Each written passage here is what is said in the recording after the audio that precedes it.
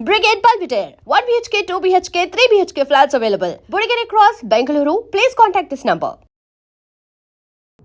పాకిస్తాన్కి వెళ్ళేటువంటి ఒక సింధు జలాలకి సంబంధించినటువంటి ఒప్పందం మీద కూడా తీవ్ర స్థాయిలో స్పందించింది. నెత్తురు నీరు ఒకే చోట పారదు.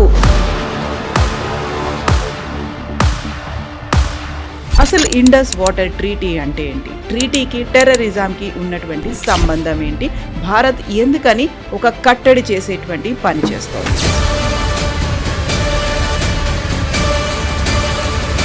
సింధు నది జలాలకి సంబంధించినటువంటి ఒప్పందం ఏంటి? అది రెండు దేశాలైనా అంతర్జాతీయంగా కూడా జరిగిందా? ఇండస్ వాటర్ సిస్టంలో వచ్చే 3 మెయిన్ రివర్స్ ఇండస్, ఝీలం, చెనాబ్. ఇది వెస్టర్న్ ఫ్లోయింగ్ రివర్స్ అంటారు. దీన్ని 1960లో నెహ్రూ అండ్ అయూబ్ ఖాన్, అప్పుడు పాకిస్తాన్ ప్రెసిడెంట్ అయూబ్ ఖాన్ అన్నిటితో ఈ ఒప్పందం జరిగింది కరాచీ. నెహ్రూ చేసిన అన్నిటికంటే పెద్ద తప్పు అంటే ఇది, పాకిస్తాన్కి ఎందుకు 80% నీళ్ళు ఇవ్వాలి మనం?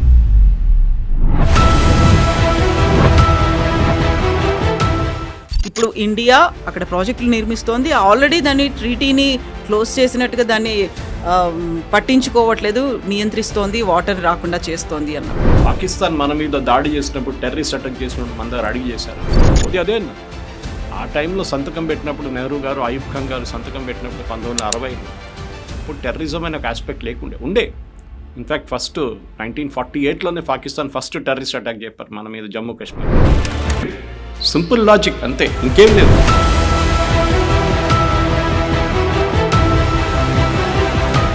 తీసుకు నీళ్ళు దీని నుంచి వస్తుంది. మోదీ గారు క్లియర్గా చెప్పారు, మీరు ఎప్పుడు దాకా టెర్రరిజం ఆపరో మేము నీళ్ళు ఇవ్వము.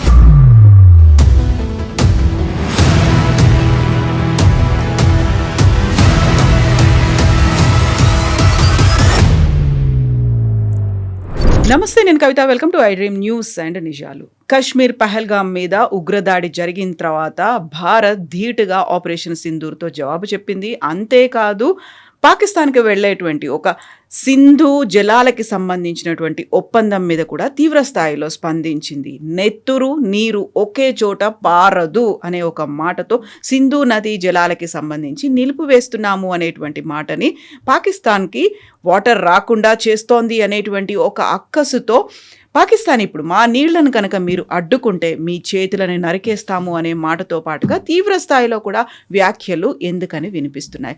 అసలు ఇండస్ వాటర్ ట్రీటీ అంటే ఏంటి? ట్రీటీకి టెర్రరిజంకి ఉన్నటువంటి సంబంధం ఏంటి? భారత్ ఎందుకని ఒక కట్టడి చేసేటువంటి పని చేస్తోంది? మనతో పాటుగా ఉన్నారు సీనియర్ జర్నలిస్ట్ సురేష్ కొచ్చదిల్ గారు. సార్ నమస్తే. సో ట్రీటీ అండ్ టెర్రర్, నెత్తురు అండ్ నీరు ఒకేసారి ఒకే చోట ప్రవహించవు అనే మాట. సో సింధు నది జలాలకి సంబంధించినటువంటి ఒప్పందం ఏంటి? అది రెండు దేశాలైనా అంతర్జాతీయంగా కూడా జరిగిందా? ఒప్పందం జరిగింది, ఫెసిలిటేట్ చేసింది వరల్డ్ బ్యాంక్. ఫెసిలిటేట్ అంటే ఇప్పుడు జరుగుతున్న ఇరాన్, యుఎస్ దాంట్లో మీడియేటర్స్ అని చూస్తుంటారు. మీడియేటర్స్ పాకిస్తాన్ కానీ ఖతార్ కానీ అట్లనే ఫెసిలిటేట్ చేశారు వరల్డ్ బ్యాంక్.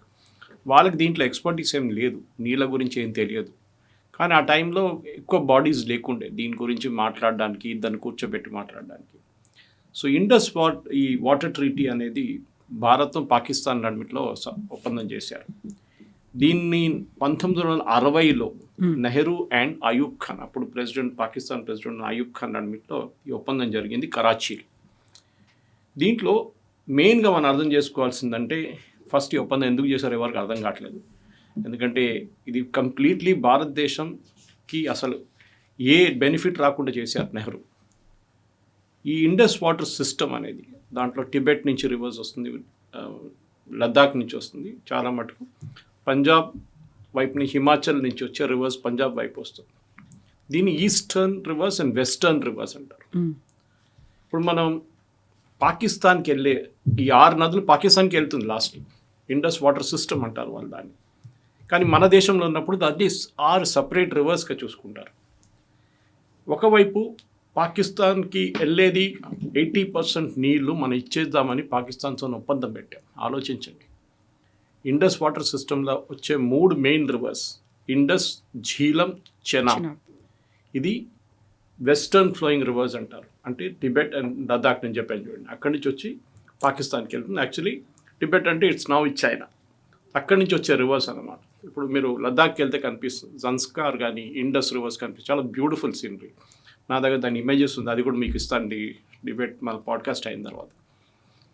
దీనికి నెహ్రూ అండ్ అయూబ్ ఖాన్ చేసిన ఒప్పందానికి 80% నీళ్లు, దీనికి అప్రాక్సిమేట్లీ ఒక 170 మిలియన్ ఏకర్ ఫీట్ అంటారు. మనం అర్థం చేసుకోవాలి, మిలియన్ ఏకర్ ఫీట్ అంటే 1 మిలియన్ ఏకర్ ఫీట్ తీసుకుంటే మీరు జస్ట్ ఢిల్లీ మొత్తం ఢిల్లీని 8 ఫీట్ల నీళ్ళ దాకా నింపొచ్చు మీరు. Okay, more than your height complete ఢిల్లీని ఫ్లడ్ చేయొచ్చు. 1 మిలియన్ ఏకర్ ఫీట్.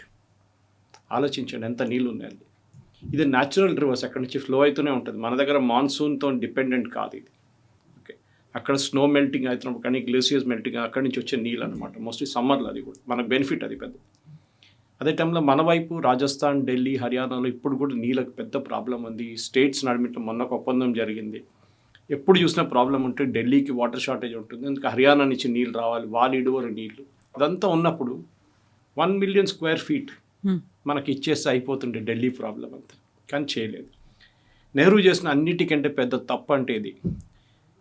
పాకిస్తాన్కి ఎందుకు 80% నీళ్ళు ఇవ్వాలి మనం? అప్పర్ రిప్రేరియన్ స్టేట్ అంటారు మనం. దట్ ఈస్ వీఆర్ మనం కంట్రోల్. ఇప్పుడు మహారాష్ట్ర నుంచి మన వైపు వచ్చే కృష్ణా కానీ రివర్స్, గోదావరి రివర్స్ వస్తున్నాడు. మనం అక్కడ వాళ్ళు డ్యామ్ కట్టినప్పుడు ఇక్కడ గొడవ చేస్తాం మనం. అక్కడ డ్యామ్ కట్టారు వాళ్ళు, బాబ్లీ డ్యామ్ కానీ ఏదైనా కానివ్వండి, అది ఆపాలి ఎందుకంటే వాళ్ళు నీళ్ళు అక్కడ ఆపేస్తున్నారు. ఇదే మనం కూడా చేస్తున్నామని పాకిస్తాన్ ఆలోచించి చేయకుండా చేశారు మన దగ్గర. సో వెస్టర్న్ ఫ్లోయింగ్ రివర్స్ నేను చెప్పాను చూడండి, ఇండస్, ఝీలం, చెనాబ్ నీళ్లు పాకిస్తాన్కి వెళ్తుంది వితౌట్ ఎనీ అబ్స్ట్రక్షన్.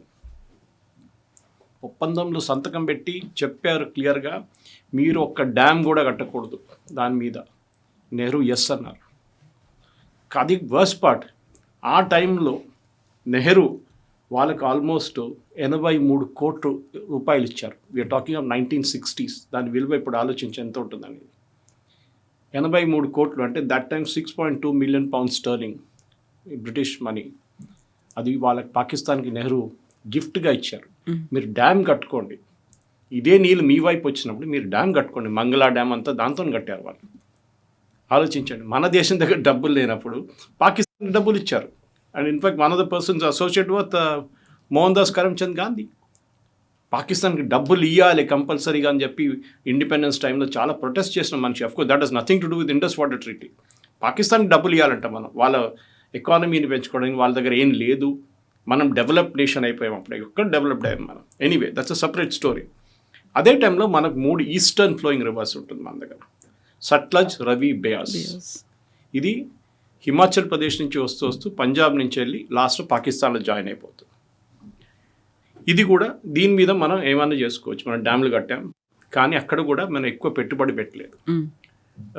దీన్ని మనం చూడాలంటే మన దగ్గర ఆల్మోస్ట్ ఒక 1, 2, 3, 4, 5, 6, 7, 8, 9, 10 డ్యామ్లు ఉంటాయి, 11 డ్యామ్స్ ఉంటాయి. దీని మీద నెహ్రూ టైం నుంచి, ఇందిరాగాంధీ టైం నుంచి, నరసింహరావు, మన్మోహన్ సింగ్, అడ్మిట్ల వాజ్పేయి గారు కూడా ఉన్నారు. ఎవ్వరు దీని మీద ఎక్కువ పెట్టుబడి పెట్టలేదు. We are neglecting these dams. Okay,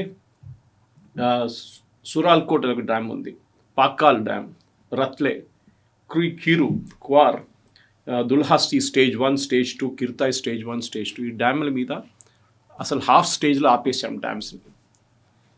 దాని మీద పవర్ ప్రొడ్యూస్ చేయొచ్చు, దాని మీద నీళ్లు ప్రొడ్యూస్ చేయొచ్చు. పాకిస్తాన్ మన మీద పెట్టిన పాబంది అంటే, ఆ టైంలో మన మీద పెట్టిన ఆంక్షలు ఏంటంటే, మీరు ఈ వెస్టర్న్ ఫ్లోయింగ్ రివర్స్ నుంచి వచ్చే దాని మీద ఒక డ్యామ్ కట్టకూడదు, బరాజ్ కట్టకూడదు, మీరు పవర్ కూడా ప్రొడ్యూస్ చేయకూడదు, ఏం చేయకూడదు, ఆ నీళ్ళు మాకు ఇచ్చేసేయాలి. ఓకే, ఈ పరిస్థితిలో ఉన్నారన్నమాట. ఇన్ఫ్యాక్ట్ ఈ పాకిస్తాన్కి ఆ టైంలో మనం చేసిన ఒప్పందం ప్రకారం 135 మిలియన్ ఏకర్ ఫీట్ నీళ్లు వాళ్ళకి వెళ్తుంది ప్రతి సంవత్సరం ఈ 3 రివర్ సిస్టమ్స్ నుంచి. Okay, which is basically Indus, Jhelum and Chenab. అది జాయిన్ అయ్యి ఇండస్ రివర్ అయిపోతుంది పాకిస్తాన్కి వెళ్ళేటప్పుడు. మనకి వచ్చేదేమో దాని నుంచి 33 మిలియన్ ఏకర్ ఫీట్ అండ్ పాకిస్తాన్కి 135. ఆలోచించండి, పాకిస్తాన్ మనకన్నా చిన్న దేశం, వాళ్ళకి ఎక్కువ నీళ్ళు ఇచ్చారు నెహ్రూ. అంత మంచిగా ఏం చెప్తారు, అంత ప్రేమ ఉండే పాకిస్తాన్తో. మనం ఒక ఈక్వెలెంట్ తీసుకుంటే ఢిల్లీ గురించి చెప్పాను మీకు. ఇదే నీళ్ళు మనకి 135 మిలియన్ ఎకర్ ఫీట్ పాకిస్తాన్కి ఇస్తున్న నీళ్ళు ప్రతి సంవత్సరం మన భారతదేశంకి వస్తే మనం ఢిల్లీ లాంటి ఒక స్టేట్, ఢిల్లీ ఒక యూనియన్ టెరిటరీ అని చెప్పొచ్చు, ఇప్పుడు స్టేట్ అసెంబ్లీ ఉంది వాళ్ళకి. అట్లాంటి 88 ఇండియన్ సిటీస్కి 24/7 మీరు నీళ్ళు ఇవ్వచ్చు, ఖర్చు లేకుండా వచ్చే న్యాచురల్ వాటర్. ఇది ఆలోచించండి, అది పాకిస్తాన్కి అప్పగించేసాం. అది కాకుండా మన దేశంలో ఉన్న 40% పొలాలు, farmers north south east west ఎక్కడైనా ఉండొచ్చు, 40% ఆఫ్ ఇండియాస్ ఫార్మింగ్ ఈ నీళ్ళు వాడుకోవచ్చు కంప్లీట్గా. కానీ అది పాకిస్తాన్కి ఇచ్చేసాం. తర్వాత మనకు తెలిసిందే పాకిస్తాన్ ఎన్నో యుద్ధాలు జరిగింది పాకిస్తాన్, కానీ మన నీళ్ళు ఎప్పుడు ఆపలేదు. కానీ typically last nail in the coffin అంటాం మనం, అది జరిగింది మన పెహల్గామ్ మ్యాసకర్. అప్పుడు మోదీ గారు అన్నారు, terror and water cannot flow together అన్నారు. నీళ్ళు మేము ఆపేస్తాం, ఇమ్మీడియట్గా చేయలేం దాన్ని. ఎందుకంటే ఇంటర్నేషనల్ ట్రీటీస్లో మీకు ఒక డిస్ప్యూట్ వస్తే either you go to third party, ఆర్బిట్రేషన్కి వెళ్ళొచ్చు, లేకుంటే వీరిద్దరు కూర్చొని మాట్లాడుకోవచ్చు. పాకిస్తాన్ ఏం చేశారు, ఆర్బిట్రేషన్కి వెళ్ళారు. ఫస్ట్ వరల్డ్ బ్యాంక్ దగ్గర వెళ్ళారు. వరల్డ్ బ్యాంక్ చీఫ్ అజయ్ బాంగా ఉన్నారు. ఆయన అన్నారు, మాకు దీంట్లో ఏం పని లేదు, దానికి సంబంధమే లేదు దీంట్లో, you people sort out between your cells. Okay, మేము ఆ టైంలో 60s ఎవరు లేకున్నప్పుడు మేము వచ్చి ఆర్బిట్రేషన్ కోసం మేము కూర్చొని ఫెసిలిటేట్ చేసాం అంతే. మీరు ఇది చేయాలి అది చేయాలని మేము చెప్పలేదు, మాకు ఎక్స్పర్టీస్ తెలియదు, మాకు మా డబ్బుల గురించి మాట్లాడని మాకు తెలుసు, నీళ్ళ గురించి మాకేం తెలియదు సంగతి అని చెప్పారు. సో సరే అని చెప్పి వీళ్ళు ఏం చేశారు, వీళ్ళు మళ్ళీ ఇంటర్నేషనల్ కోర్ట్ ఆఫ్ జస్టిస్కి వెళ్ళారు. అక్కడి నుంచి ఏదో తీర్పు తీసుకొచ్చారు, we said nothing doing, nonsense, we don't accept. International arbitration కోర్ట్కి వెళ్ళారు, అక్కడి నుంచి ఏదో తీర్పు తీసుకొచ్చి వీ సెడ్ నథింగ్ డూయింగ్. దీనికి కారణాలు ఉన్నాయి. షిమ్లా అకార్డ్ సైన్ చేసినప్పుడు, భారతదేశం and Pakistan Shimla accord sign చేసినప్పుడు, జుల్ఫికర్ అలీ భుట్టో అండ్ ఇందిరాగాంధీ గారు సంతకం పెట్టినప్పుడు దాంట్లో ఈ పాత ట్రీటీస్ అన్నీ ఓవర్ రైడ్ చేశాం, మళ్ళీ తిరిగి రాశారు. అంటే చెప్పకుండా, అంటే మనం స్పెసిఫిక్గా నేమ్ చేయలేదు, కానీ ఆల్ ట్రీటీస్ బిఫోర్ దీనికన్నా షిమ్లా అగ్రిమెంట్ కన్నా ముందు వచ్చిన ట్రీటీస్ అన్నీ మనం మ్యూచువల్ డిస్కషన్లో సార్ట్ అవుట్ చేసుకుంటాం, థర్డ్ పార్టీకి మనం వెళ్దామని చెప్పి. ఇది కారణాలు ఉన్నాయి. ఎందుకంటే జవహర్లాల్ నెహ్రూ జమ్మూ కాశ్మీర్ డిస్ప్యూట్ని యునైటెడ్ నేషన్స్కి తీసుకెళ్లారు. ఆయన చేసిన అన్నిటికన్నా one of the biggest blunders అది. అప్పుడు సర్దార్ పటేల్ గారు చెప్పారు కూడా, ఆ రోజు ఆల్ ఇండియా రేడియోలో అనౌన్స్ చేస్తున్నప్పుడు సర్దార్ పటేల్ గారు పాపం ఈ just reached in time all India radio, కానీ అప్పుడు దాకా నెహ్రూ స్టూడియో లోపల వెళ్ళిపోయారు, ఆపలేకపోయారు నెహ్రూని. కానీ బయటకు వచ్చిన తప్పు చెప్పారు, జవహర్ తుమ్నే జో గల్తీ కియా, మీరు చేసిన తప్పు ఇంకా జనరేషన్ భారతదేశంలో దీన్ని సఫర్ చేస్తారు, దీన్ని మీరు చేసిన తప్పుకి. యునైటెడ్ నేషన్స్కి వెళ్తున్నాం మేము, అక్కడ డిస్ప్యూట్ సార్ట్అవుట్ చేసుకుంటాం కాశ్మీర్. యునైటెడ్ నేషన్స్కి ఏం రోల్ ఉందండి? కాశ్మీర్ మనది, మీరు తీసుకెళ్ళి పాకిస్తాన్కి హాఫ్ కాశ్మీర్ అప్పగించేశారు, హాఫ్ లదాఖ్ చైనాకి ఇచ్చేశారు, ఉన్న చిన్న ఒక ముక్క మందరు జమ్మూ కాశ్మీర్ అంతే. చూడడానికి మ్యాప్లో చాలా బాగుంటుంది, కానీ ఆల్మోస్ట్ 70% జమ్మూ కాశ్మీర్ ఒక చైనా లేకుంటే పాకిస్తాన్ దగ్గర ఉంది. ఇది నెహ్రూ చేసిన బిగ్గెస్ట్ బ్లండర్ ఈ దీంతో పాటు. కానీ ఇక్కడున్న లీడర్స్ అందరూ, మన దగ్గర ఉన్న అందరూ ఏమంటావు, నెహ్రూ చాలా మంచి పని చేశారు, నెహ్రూ అది చేశారు, నెహ్రూ ఇది చేశారు. Nothing doing. నేను ఒక్కొక్క ఆస్పెక్ట్ మీకు తీసుకొస్తాను దీని మీద. ఒకటి, మన దగ్గర పంజాబ్, ఎందుకంటే పంజాబ్ ఇస్ వెరీ క్రూషియల్ దీంట్లో. పంజాబ్లో ఆ టైంలో మనం డివైడ్ చేసినప్పుడు పంజాబ్ దగ్గర ఉన్న కెనాల్స్ ఎంత ఉంది, వాళ్ళ దగ్గర ఉన్న కెనాల్స్ ఎంత ఉందని ఒక వాటర్ ఎక్స్పర్ట్ ఉన్నారు మన దగ్గర, భారతదేశం బియాస్ ప్రాజెక్ట్ అసోసియేషన్, ఆయన చెప్పిన దాన్ని నేను ఒక నోట్గా చేసుకున్నాను అన్నమాట. ఈ మన దగ్గర ఆ టైంలో పాకిస్తాన్కి total Punjab area was around 3,58,000 square meters, square kilometers, 3,58,000 square kilometers మన దగ్గర స్పేస్ ఉండే పంజాబ్, జాయింట్ పంజాబ్. దాన్ని డివైడ్ చేసినప్పుడు ఇండియా పాకిస్తాన్లో అబౌట్ 15,20,000 స్క్వేర్ కిలోమీటర్స్ భారతదేశానికి వచ్చింది, పాకిస్తాన్కి రిమైనింగ్ పాకిస్తాన్కి వెళ్ళింది. 58% వాళ్ళకి వెళ్ళింది, 52% మనకు వచ్చింది. కానీ మళ్ళీ కూడా అప్పుడు కూడా నీళ్ళ డివైడ్ చేసినప్పుడు పాకిస్తాన్కి 81% నీళ్ళు ఇచ్చేసారు, మనకు మిగిలింది ఓన్లీ 19%.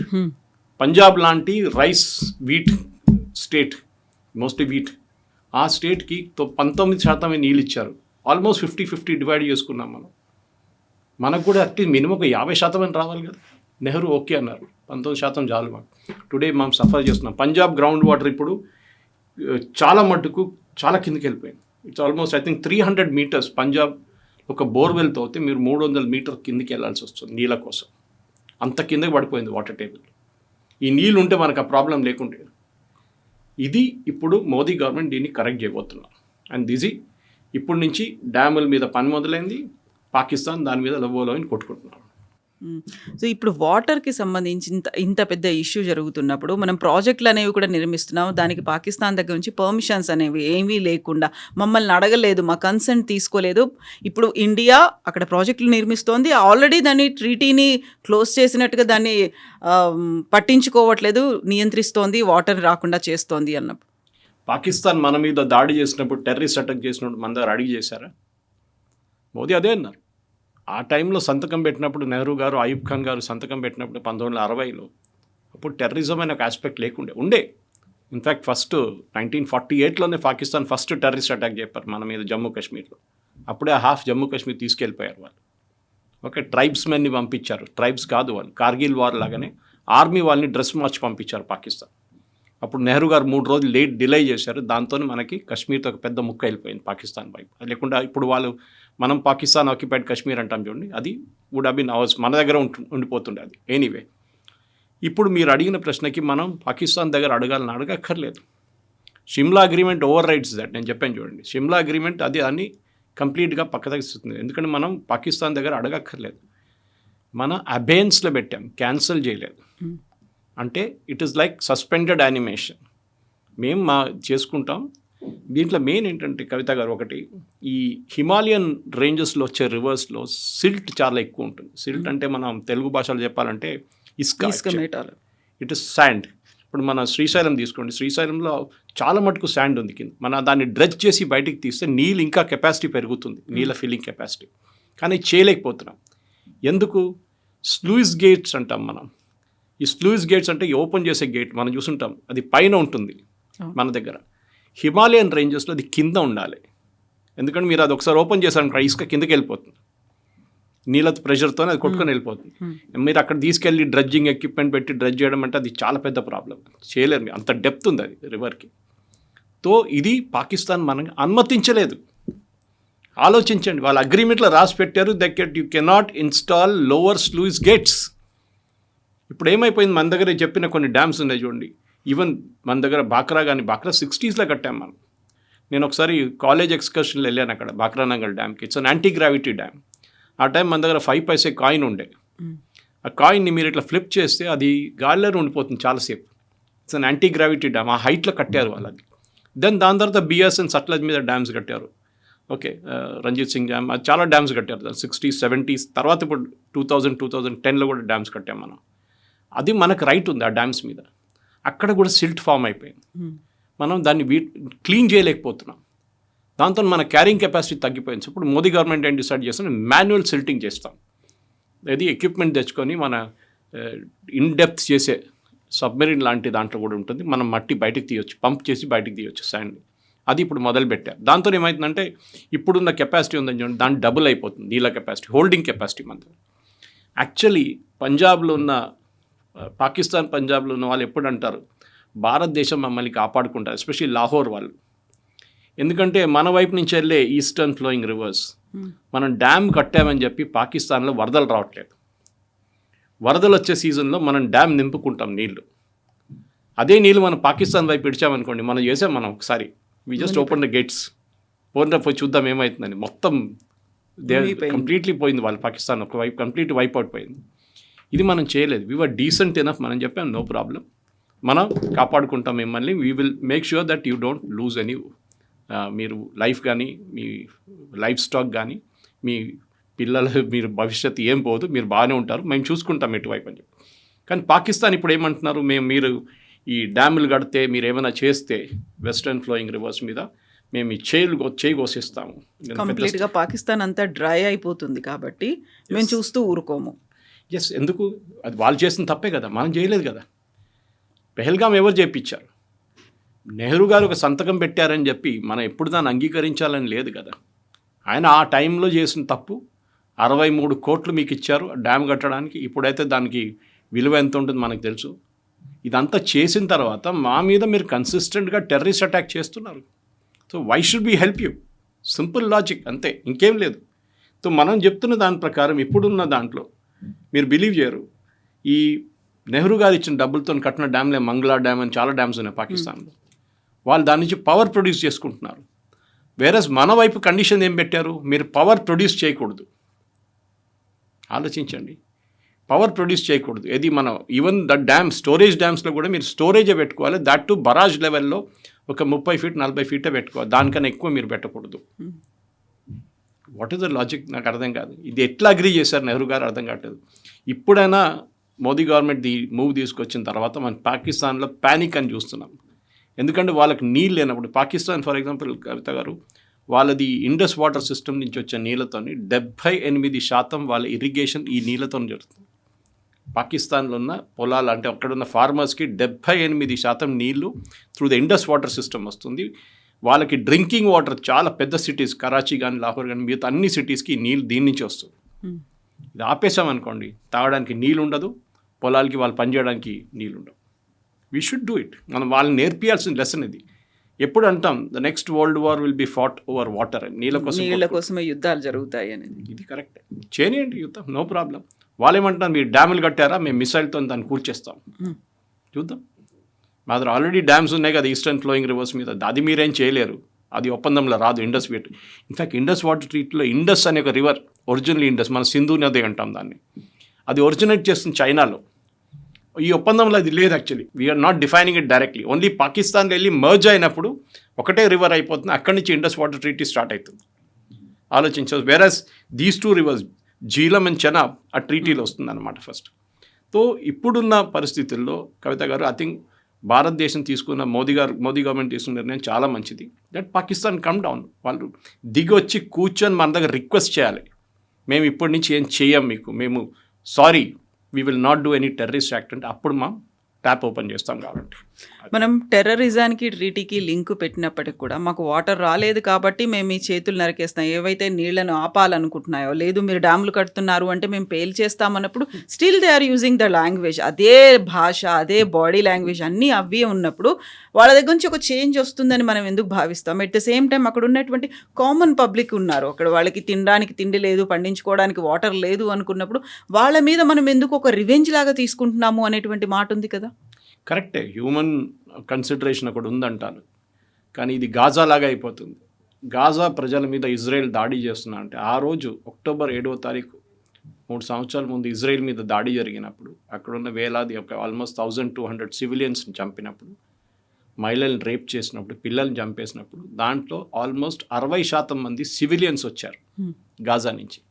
హమాస్ కాదు, సివిలియన్స్ వచ్చారు. హమాస్తో పాటు సివిలియన్స్ వచ్చారు, వాళ్ళు కూడా చేశారు ఇట్లాంటి పని.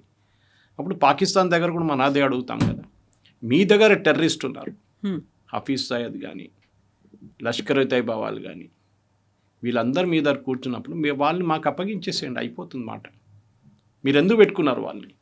మీరు ఎపిసెంటర్ ఆఫ్ టెర్రరిజం. మనం యునైటెడ్ నేషన్స్ చాలా క్లియర్గా డిఫైన్ చేసాం ఈ డిబేట్ అక్కడ వచ్చినప్పుడు. యుఎన్ కూడా వెళ్ళారు వీళ్ళు, బై ద వే యుఎన్కి తీసుకెళ్లారు ఈ డిబేట్, తీసుకెళ్ళి అక్కడ మా నీళ్ళు ఆపేస్తూ ఇండియా మా వాటర్ ఆపేస్తూ అంటున్నారు, ఇది it's kind of human rights violation, massive violation, అది ఇదని చెప్పారు. ఇండియా సైడ్ అది మాకు పాకిస్తాన్ నడిమిట్లో ఉన్న ప్రాబ్లం, వాళ్ళకి ప్రాబ్లం ఉంటే మా దగ్గర వచ్చి మాట్లాడవచ్చు, యూఎన్కి రాకర్లేదు, ఎక్కడ వెళ్ళక్కర్లేదు. అండ్ మా దగ్గర చాలా క్లియర్ పాలసీ మోదీ గవర్నమెంట్ తీసుకొచ్చారు, టెర్రరిజానికి నీళ్ళకి కనెక్షన్ ఉంది, okay, we will stop water when it is required. కానీ ఒక హ్యూమన్ కన్సిడరేషన్ డెఫినెట్గా ఉంటుంది. బట్ నెహ్రూ చేసిన తప్పుని మేము ఇప్పుడు సరిదిద్దుకుంటున్నాం, అంతే, ఇంకేం లేదు. సో డెఫినెట్గా మాకు కావాల్సిన నీళ్ళు మేము తెచ్చుకుంటాం, దాంట్లో డిస్ప్యూట్ లేదు. మా దగ్గర ఉన్న డ్యామ్స్ ఎక్కడెక్కడ హాఫ్ కంప్లీటెడ్ డ్యామ్స్ ఉందో దానికి Modi government national hydro power కార్పొరేషన్కి డబ్బులు ఇచ్చి మీరు ఇమ్మీడియట్గా స్టార్ట్ చేయండి వర్క్ దాని మీద, ఏది హైట్ పెంచడానికో లేకపోతే స్లూయిస్ గేట్ పెట్టడానికి అన్నీ చేయండి అని చెప్పి చాలా మటుకు చేస్తున్నారు.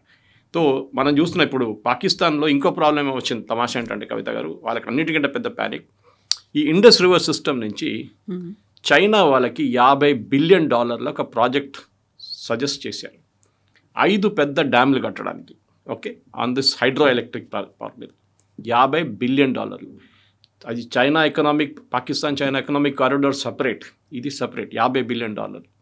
చైనాలో ఒక కంపెనీ దీన్ని కంప్లీట్గా రన్ చేస్తారు, పాకిస్తాన్ ఏం చేయక్కర్లేదు, డబ్బులు పెట్టక్కర్లేదు, ఏం లేదు. పాకిస్తాన్కి పవర్ చైనా ఇస్తారు, దాని డబ్బులు వాళ్ళు ఇవ్వాల్సి వస్తుంది, పర్ యూనిట్ ఇంత అని. అజంప్షన్ ఏముండే, ఇది full flow free flowing river అంటాం మనం.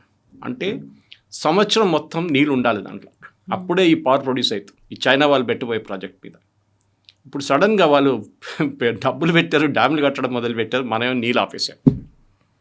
దానికోసం పాకిస్తాన్ ప్యానిక్ చేస్తున్నారు, ఎందుకంటే వాళ్ళ వైపు పవర్ సప్లై ఆగిపోతుంది.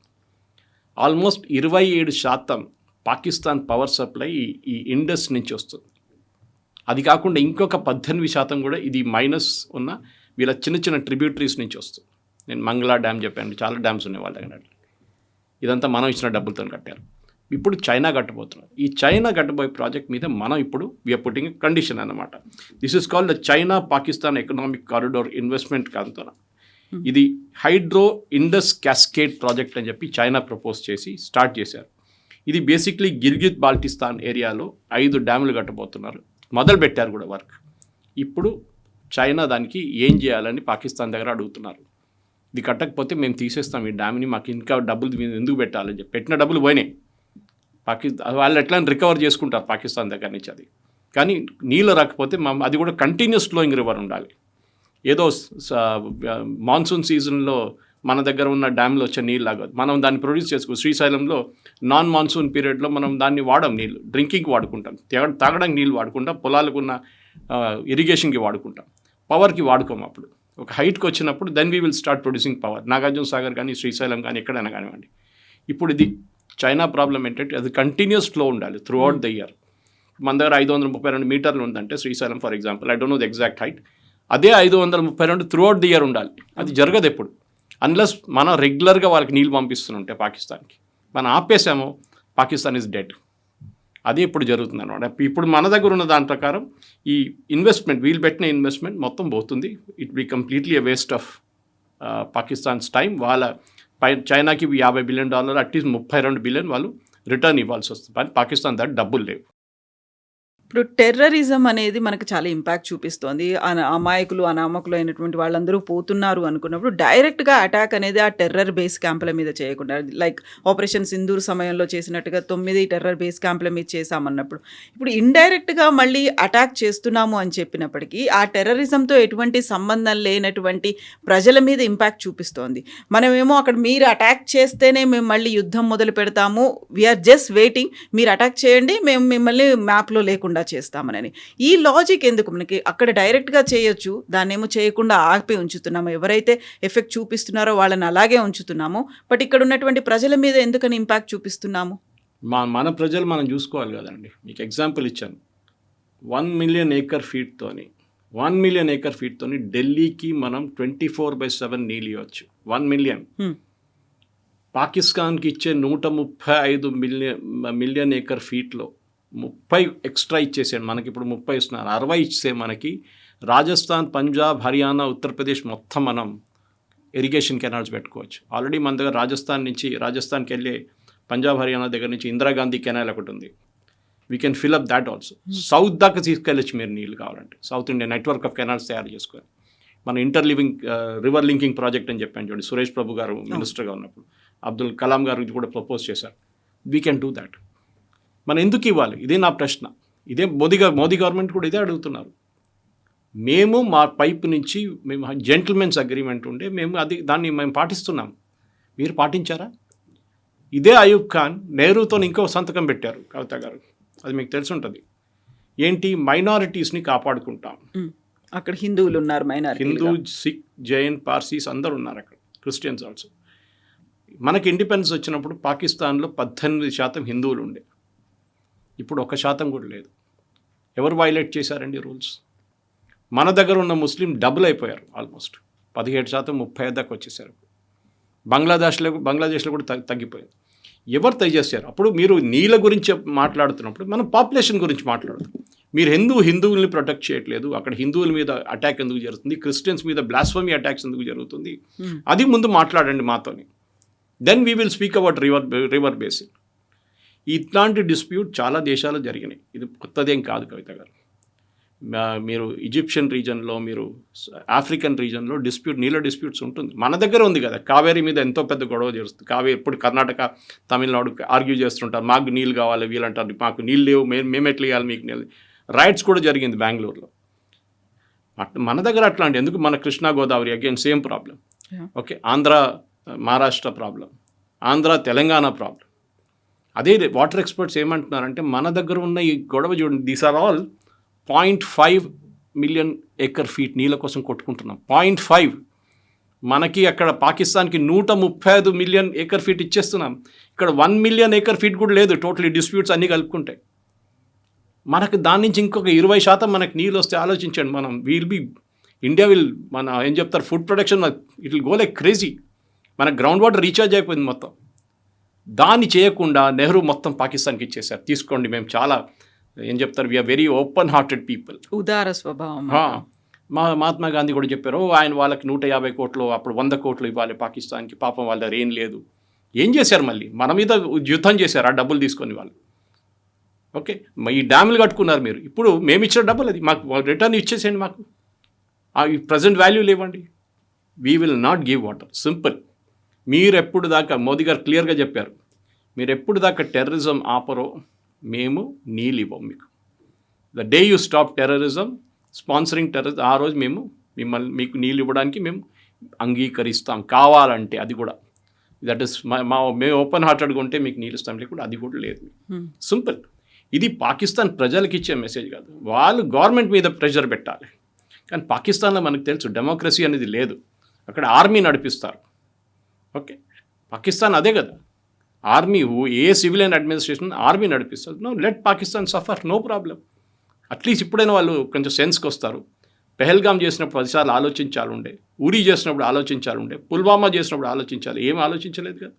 No suffer for it. నీళ్ళు ఇవ్వము, ఏం కావాలంటే చేసుకోండి. మన డ్యామ్లు నేను చెప్పాను చూడండి, 12 డ్యామ్స్ ఉన్నాయి. We already started work on that. అంటే ఆల్రెడీ కట్టారు, హాఫ్వే ఆపేశారు.